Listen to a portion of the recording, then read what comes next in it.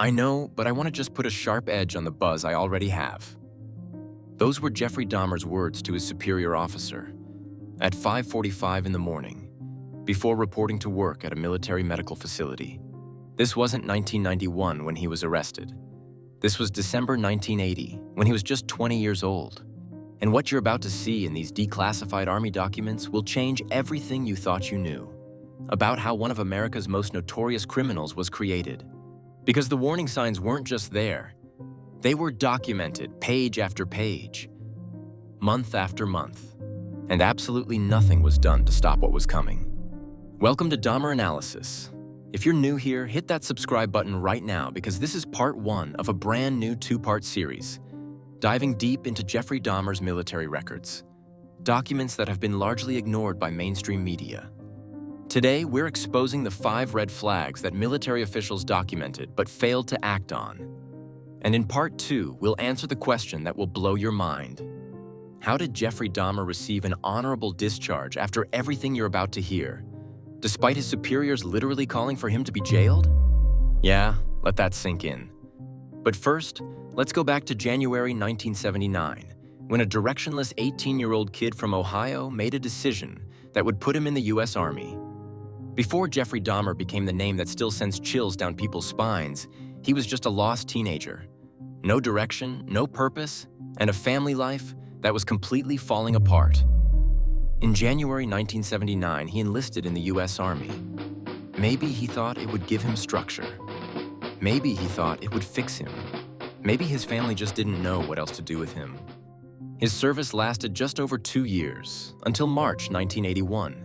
But in that short window, his commanding officers created a paper trail that reads like a slow-motion car crash you can't look away from. These weren't just disciplinary write-ups for minor infractions. These documents reveal a young man in complete psychological freefall and a system that was too broken or too blind to catch him. So let's break down the 5 major red flags, starting with red flag number 1. September 2nd, 1980. Sergeant First Class Anthony Criss formally counsels Private Dahmer about a noise complaint. His stereo was too loud in the barracks on August 30th. Sounds pretty minor, right? Just a rowdy young soldier being inconsiderate? But here's what the document reveals. By September 1980, Dahmer had already been demoted from E3 to E2 rank. That means this wasn't his first problem. This was part of an ongoing pattern. And look at the language in this counseling statement. One more time, and it will be turned in for 30 days per company policy. This behavior will not be tolerated by myself or the 1SG. Pure punishment. Zero inquiry. Nobody's asking, hey, why is this 20-year-old acting out? What's really going on here? The system was already treating symptoms while completely ignoring the disease. But that noise complaint? That was nothing compared to what came next.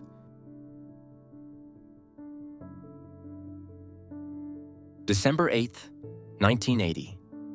This is where things get absolutely insane.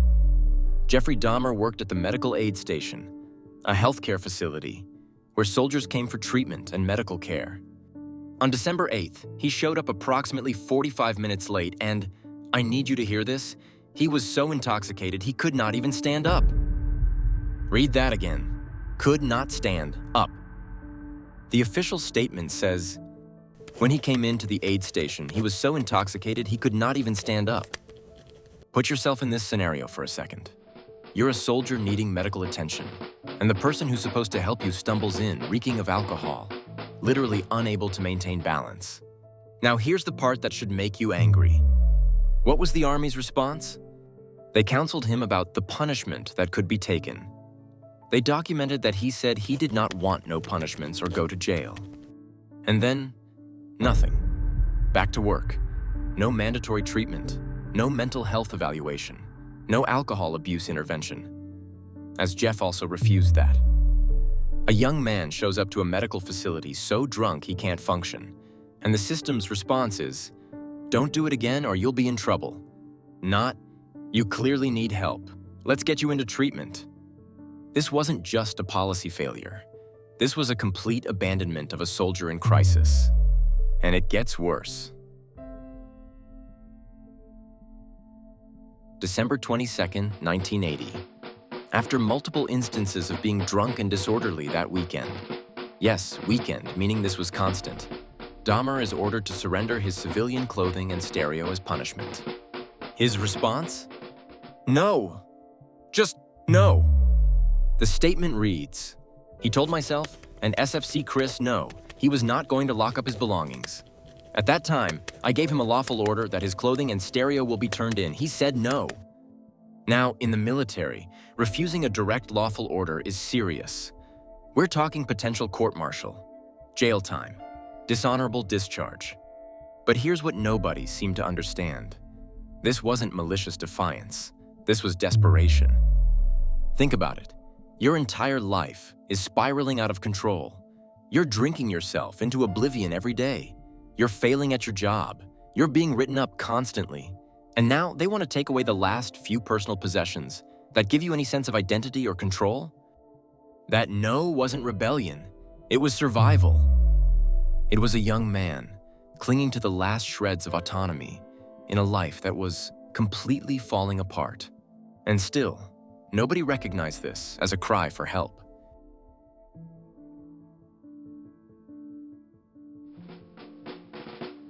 Same day, December 22nd, 1980. Early morning, 5:45 a.m. Specialist David Goss goes to check on personnel and finds Dahmer in his room. Dahmer admits he drank 2 cases of beer the night before. 2 cases, and it's clear he's still intoxicated the next morning. But then comes the most chilling moment in all these documents. During their conversation, Dahmer pulls out a can of Budweiser at 5:45 in the morning, before work. Goss tells him, drinking before duty is wrong and dangerous, especially since they work in medical care. And Dahmer says, "I know, but I want to just put a sharp edge on the buzz I already have." Let me repeat that. I want to just put a sharp edge on the buzz I already have. That's not recreational drinking. That's not a young guy partying too hard. That's textbook alcoholism. That's self-medication. That's someone trying to numb something so painful that they need to maintain a constant state of intoxication just to function. When Goss pushes back, Dahmer becomes defensive. "Who says that? I know what I can do or can't. Don't come in here lecturing me." Here's what breaks my heart about this exchange. David Goss was actually trying to help. The document says he had made attempts previously to help PFC Dahmer with what I consider a big problem. But Dahmer was so far gone, so disconnected from any support system that he could only perceive help as an attack. And that morning beer, Dahmer opened it and drank it anyway, while Goss was standing right there. This young man was screaming for help in every way, except with actual words.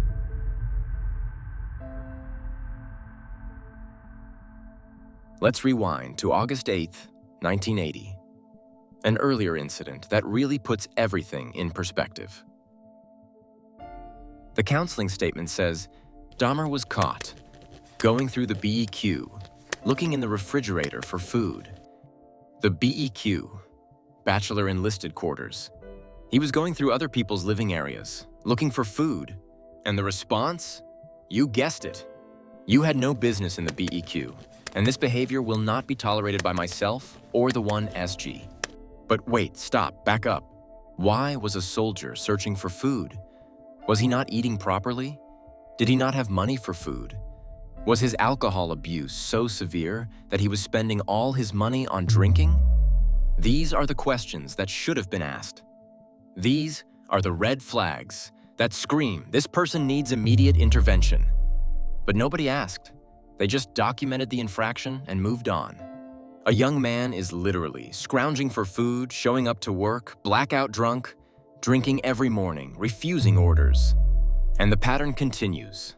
Document, warn, punish, repeat.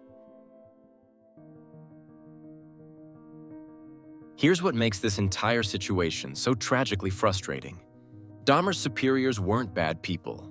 They followed protocol. They documented everything properly. They escalated through appropriate channels. They issued lawful orders. But the system itself was fundamentally about this. In 1981, the Army Medical Department had one primary objective: unit readiness. Every clinical decision filtered through that lens. The question wasn't, what does this soldier need? It was, how quickly can we return this soldier to duty or determine they cannot serve?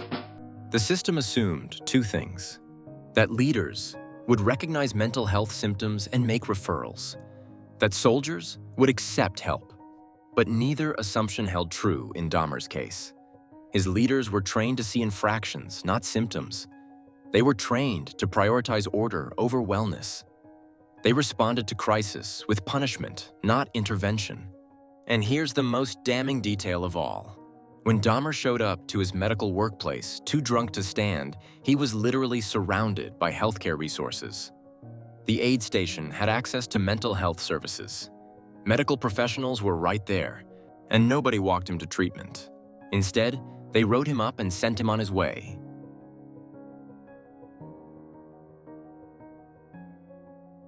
March 1981. After 2 years of documented deterioration, the U.S. Army discharged Jeffrey Dahmer. His alcohol abuse, untreated. His mental health struggles, unaddressed. His obvious psychological crisis, ignored. They just let him go, released him back into civilian life, where there was even less structure and support than the military had provided. The system had documented his breakdown for months. They had page after page of evidence showing a young man in desperate need of intervention. And then they simply washed their hands of him. Now, here's where this story gets even more insane. After everything you just heard, the insubordination, the public drunkenness, the refusal of direct orders, the calls from his superiors to have him jailed, Jeffrey Dahmer received an honorable discharge. How? How is that possible? How does a soldier who showed up blackout drunk to medical duties, who refused direct orders, whose own commanders wanted him court-martialed, walk away with the same discharge status as soldiers who served with distinction? That's what we're investigating in part 2 of this series, dropping soon, because the answer involves military bureaucracy and decisions that prioritize paperwork over justice. And there are no true loopholes that allow a soldier who knowingly violated a lawful order to walk away with an honorable discharge. Trust me, you will not believe what we uncovered. Before we wrap up, I want to address the question that's probably on your mind. Could early intervention have changed Jeffrey Dahmer's path? We can never know for certain. We'll never have that answer. But these military records show us something undeniable. Multiple opportunities for help existed. Real, concrete opportunities. And every single one was missed. The young soldier who drank himself unconscious regularly, who showed up to medical duties, too intoxicated to stand, who refused orders out of desperation, who searched for food in others' refrigerators, who responded defensively to offers of help. That person wasn't beyond saving. He was a person in crisis whom the system failed to reach. These documents show us what happens when systems prioritize compliance over compassion, when we treat symptoms instead of addressing root causes, when we document crisis but fail to intervene. So, that's part 1 of our deep dive into Jeffrey Dahmer's military records. The 5 red flags that were documented, filed away, and ultimately ignored. If this video opened your eyes to something you didn't know before, do me a favor. Hit that like button right now. It helps this video reach more people who need to see this information. Subscribe to the channel. Hit that notification bell, because part 2 drops soon and you will not want to miss it. We're answering the big questions. How did Jeffrey Dahmer get an honorable discharge? The military bureaucracy? The decisions that let him walk away clean? It's all coming in part 2. Drop a comment below and let me know. What shocked you most about these military documents? Did anything surprise you? Do you think early intervention could have made a difference? I read every single comment, so let's have that conversation. And one more thing before you go. If this video has you questioning everything you thought you knew about the Dahmer case, you need to check out my book, Jeffrey Dahmer, Uncovering the Case for Innocence.